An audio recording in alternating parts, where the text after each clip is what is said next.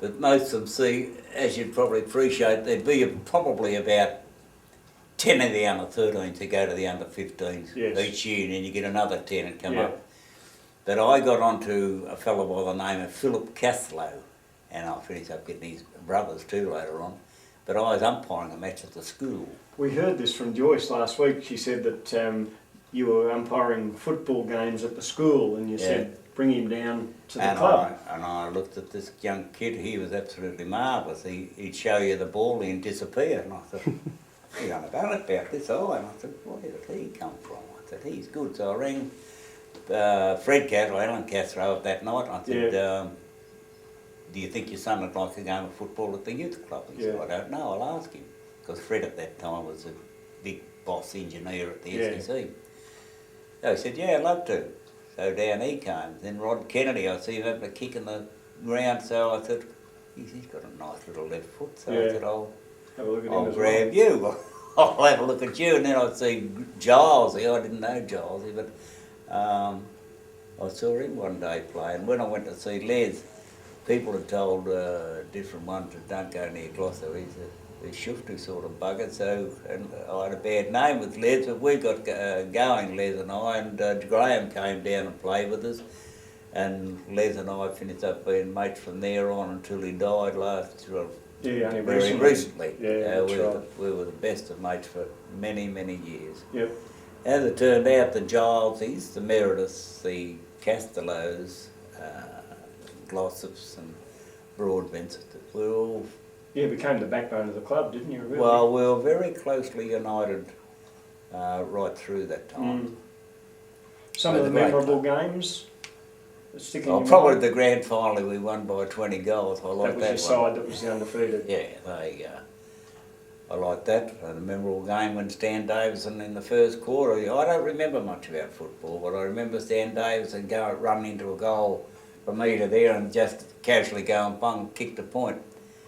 And should have loved the goals there. We got done by a point in the grand final. I wasn't over happy about that. No, I should have told his coach down at Footscray about that. He should have given him more laps. But no, I don't remember much about it, but the things that I do remember are very happy moments. We had very good times.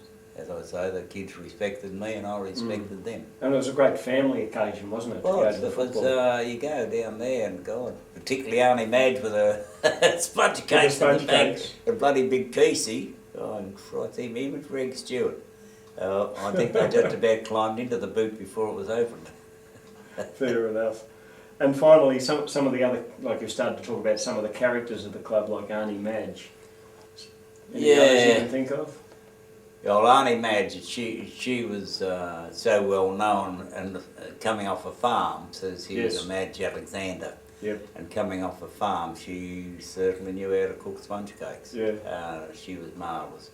There's so many of them, you start forgetting their names. Dot Meredith. Yes. Now Dot was a wonderful character. Arnie Madge was just look on and very quiet. say much. Dot Meredith. She Kept the umpires entirely. I remember one time that the umpire, Dot was on the bench as per usual, and the umpire came out, and it must have been a final or something because it was a bloke from Melbourne or something. And a local umpire took this other umpire over to see Dot Meredith. He said, "This is the woman that's going to abuse you all day, so I'd like you to introduce her. Dot Meredith, this is so-and-so, so-and-so." And Dot didn't let us down either because the ball was just about to be bounced and there all of a sudden you hear, "You great white rabbit!" Dot abused the bloody umpire. And Dot got to the stage, she was quite a legend because at the stage at the end of the year the umpires used to issue Dot with a invitation to their break-up dinner. There you go. She was one of a kind, Dot. Yeah, very much so. But the others were, they just all got involved. That's all. I don't know.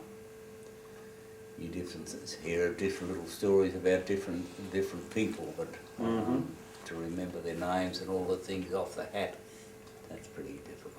Yeah, But yeah. overall, it was very, very good years, not only for Stan Glossop, and because I used to have one bloke, Viv Richards or something, his name was, Redditor bloke, and he used to hang on to my bloody pants just about, Mr. Glossop, Mr. Glossop, Mr. Glossop, can I go on? I said, don't call me Mr. Glossop, call me Mr. G, a damn sight easier.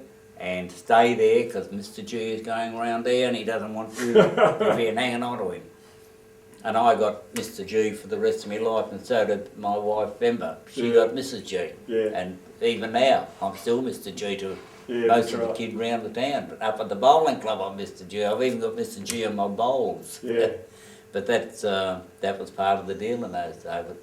But there used to be 15 or 20 wanting to get a game, and when the game was on and they all following around, I felt as though I was a bloody pommy with the flies following me. But no, but as I say, they were great days, and I couldn't say too much more about it really. Excellent. Thanks for your time, Stan. That's great. And indeed, a pleasure to have you down, fellas. And so we decided, Joan and I decided, well, we'd cook them hot dogs when they come off the footy ground. They deserve to have something hot when they come off the ground, so we'd light a fire outside, and we had the bucket over the fire outside and boil up the hot dogs and have hot dogs for the kids when they finished footy. So what? We had big pots we had. They Yeah. were oval ones and they were tin, Yeah. you know, and you put them over the fire. And well then, of course, people, well, they wanted to buy them, didn't they? Yeah, okay.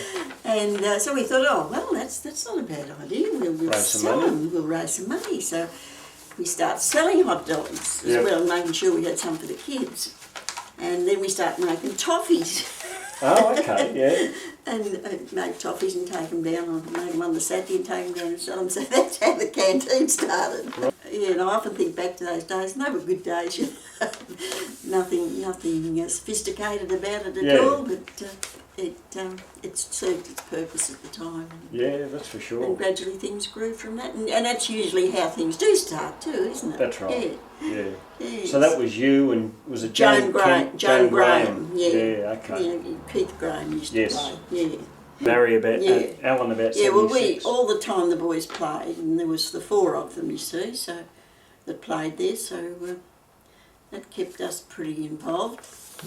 Used to amaze our visitors, because they'd be off to church in the morning, come home, have lunch, off to footy, and then it got to the stage where one was playing under nines or something on the Saturday morning, and somebody was playing in the under 15s and under 17s on the Sunday. That's right, in those days they were separated. And see, I used to keep all the cuttings out of the papers and make scrapbooks and that, you know. And I, as the kids got in latter years, you know, their 50th birthday or something like this, I gave them. So I don't know where they are now, but and I had quite a lot of information and paper photos and things like that, you know, because it was very much part of our lives with four boys that played footy, you know. Yeah, that's right. If you couldn't beat them, you had to join them. No, that's right. I had a rule with the boys, it's funny thing you said that I didn't want to coach either of the boys in a side. Yeah. Because I found that once you have the father-son thing in it, Yeah. generally speaking, you've got trouble. You'll have, you can't just be independent of it. So you never coached a side with Stan in it? No, never coached the side with Stan in it, never coached the side with Robert in it. Oh, okay. With yourself? Like, I think when we were talking earlier, you talked about Stan Glossop. Stan Glossop, yeah, outstanding coach, yeah, great fellow too. Stan. And you tended to follow Stan, did you say, in terms of you? Yeah, You Stan had the juniors. Yes. And he brought them through, and that side that played the grand final side, that was more or less the age group came into it, and he came through. They came through, and all I did was just keep them fit. And so all they had to do on Saturday was say go, and that's how talented they were. They were very, very talented players. So half the under-15 side that Stan would have had in 1968, you would have inherited into your 1969 side that became the premiers. That's correct. Yeah. Yeah. For sure. Yeah. And you felt they were pretty well drilled and trained by the time you got hold of them. They were complete footballers. All I had to do was keep them fit. Yep. And I trained them like men, and not one of them complained. Yeah. It is risky because with a side like that, you couldn't say any one player wasn't outstanding. Yeah. That's how impressed I was with them. Right. And no, I couldn't really say. Probably John Keast, because of the fact he was a ruckman. Yes. He ruckman of tendency, you see. They have that size and that presence. That's right, and he would have been sort of what do you call it? He was consistently outstanding in his Right. football. Yeah. In Collins Street, and to distract me, the coach of the other side, I'm trying to think of the run the youth club had. Right. Some of these other people would know him. The coach of the other side knocked him out. Knocked the runner out. Knocked the runner out just to the left of me. Yeah. And of course, a lot of people didn't realise these junior clubs around Morwell in that area, they had strong followings. There was Yes. a lot of, both sides, they had strong followings, and it could have developed into a very nasty situation. He used to be slow starting, so I had one of the other boys. He was in the ruck and slow starting, so I had one of the other youth club lads. I said, now when he goes the ball in the centre of the ground, normally in the centre of the ground, I want you to give him a clip behind the head as much as you can. And he did. And he brought it up later on to... Many years later, he still Many didn't years know. later, he still remembered getting belted. But he didn't know who. And he didn't know who, and he wanted to know who it was that hit him at the back of the head. It'll remain your So secret. it won't be a secret long. Just how outstanding were. I remember Mrs. Alexander, Yes. Mrs. Vesti, Yeah. and We spoke to Val Rhoda. yes, that's right. Yeah, Ken Roders. Yeah. Yeah. Yeah, that's how it was. Yeah, and see, anytime I wanted anything, it wasn't only just Bob. I could go and see some of the fathers, and they So there was good support. good support. Yeah. The only other thing is I remember them playing on the Morwell Oval one freezing Sunday, I think it was, and some of them were that cold they had to come off the ground. Right. That's not pleasant, and the worst part about it was the showers weren't working in the rooms. Yeah, it's back. Yeah. Of course, the grand final keeps coming back, but I was just glad that when the boys came to me and the club, they stayed Yes. with the club, and the people behind the club, they're things I don't forget. They just simply enjoyed what they were doing. I always went to, Laurie didn't at first, I Yep. always went to all the meetings and everything, and then Laurie took over, and eventually he was a bit of everything, if whatever they needed doing, till he Yep. became president in when? We ran the canteen from probably 81, Yeah, for probably 15, 16 years. There was Saturday and Sundays at canteen because we had the under 14s and 16s on a Sunday. Oh, okay, yeah, okay. So Yeah, 10s and 12s Saturdays Saturday, and 14s 14s and 16s on the Sunday, yeah. yep. Yeah, so like I It's a ran the massive canteen commitment. for, it was. It was, Especially yeah. I worked full time, so Yeah. yeah, so we done that for probably 15 years, and then Laurie, what were you, president and all that? You go on from there? President, treasurer. How many years would you have been treasurer, Laurie? It was a very... You're dominant on that... I think he was president Board. for 10 years. No, you were president. Well, I was president, Laurie was treasurer, Yep. right, and then when I sort of gave it up when I saw there was blokes coming into the club, Yep.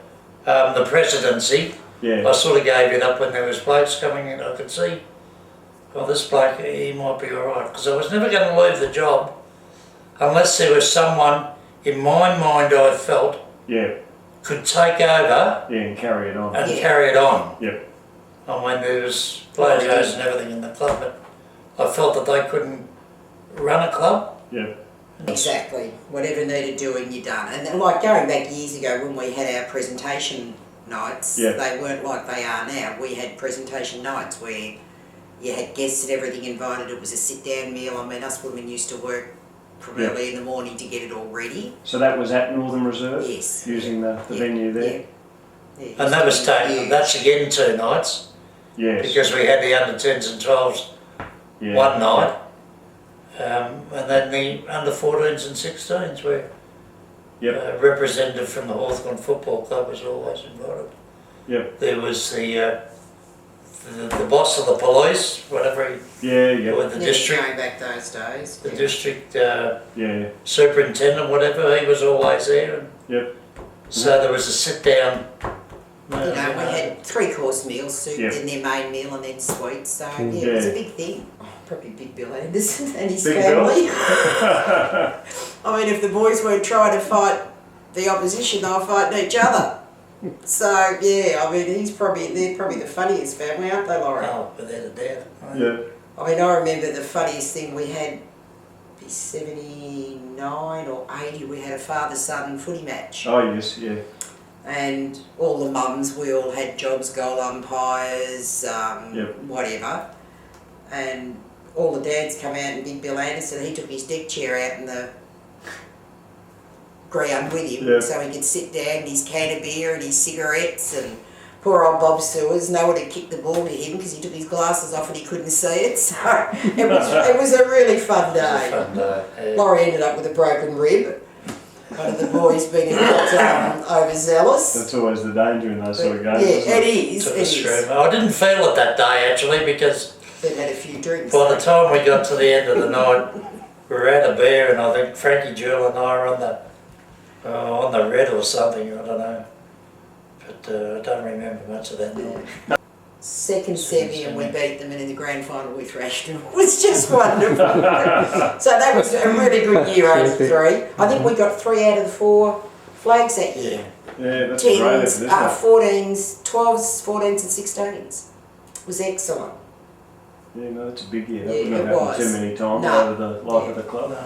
That And it was Bish with the under 14s, wasn't it? he won. And Conley with the under 16s. 16s, that yeah. year. Yeah. That was the year they took Rod Conley out. They took Bish out in the ground and shaved his mow off. And what they do to Rod, they done the same to him, I think. The boys shaved his mow too. Abbott. Yeah, the boy Paul Abbott. Paul Abbott. Paul Abbott. Yes. Yeah. Yeah. Yeah, very good. Yeah, no, there was Back in those days, it was good financially for the club too, because you get a certain percentage of money. It kept, Yeah. like we could buy new Guernseys and Yeah, it all helps, doesn't it? Yes. with the money that we were getting because he played his junior football with his club, Yeah. Oh, it all helped, especially that. Yeah. Too many to mention. I mean, it's just, I mean, when you think back, the people we met and that, and the fun we had, our nights out and that. I mean, it was just good family. Like our daughter, we only got the 2, Laurie and Jodie. She used to work in the canteen with us. It was just a whole family orientated club, and that's how everyone treated it. It was really good. Ben started in 92. Yep. He started playing, he was about 5. Yep. That's his first go of football. Yeah, so you got involved as a result of that? Yeah, probably the first year was I was just helping around like with the kids itself. Yeah. It was probably 93, 94 where I got involved as secretary Yep. for the club, and spent 13 years as secretary. All right. Yeah, because we had a good lot of blokes like Noel Furphy and Yep. who was president at that stage, and then I roped Jeff Ganil into coaching and taking on a role. So who were some of the coaches you had involved over your Coaches period? back in my time were me and Jeff. Yep. Were probably the most I've had coaches there for many years. Yep. I've done the whole lot. Right. So, and then Greg Street took over for me in about